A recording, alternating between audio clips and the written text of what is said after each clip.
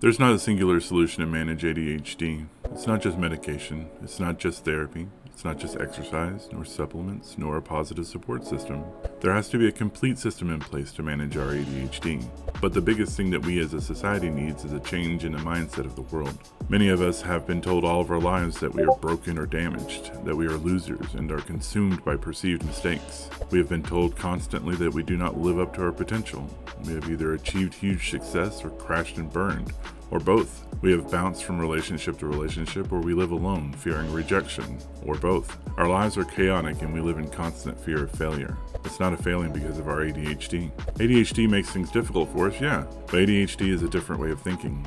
There's a different wiring in our brains. Some even think that it's a different neurotype. However, the world's refusal to accept neurodivergence is the true problem. Doctors and scientists have classified it as a disorder or mental illness, but these are just simple clinical terms, semantics.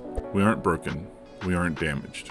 Our brains simply process things differently than others. There are genetic, neurochemical, and physiological differences in our brains, and there's no real certainty as to the singular cause. Our biggest issue is that we are forced to deal with unrealistic expectations that are set on us by our society. A society that ignores and stigmatizes ADHD, especially adult ADHD. We exist, but our society treats us as if we shouldn't. That's their failure, not ours. We deal with an education system that doesn't show us how to discover and use our strengths, nor in how to work around our limitations. Our children have learned from their parents that anything that is different is suspect, and our teachers do not have the time to help children with the ADHD or who are neurodivergent. It's so common for our children to be othered because in our society the stigmas against mental health still hold strong. That's their failure, not ours. We deal with a societal system that minimizes the pain and disabilities caused by mental health.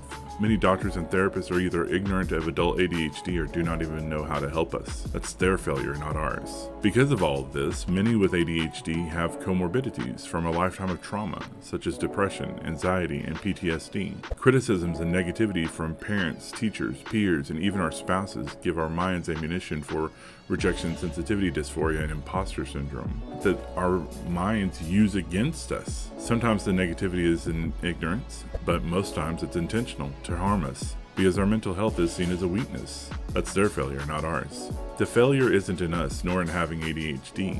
It's in our society's inability to understand and celebrate neurodiversity and our differences. Our lives can be what we make them. They can be amazing, but only after we learn that there is no such thing as normal. Normal is nothing more than a social construct.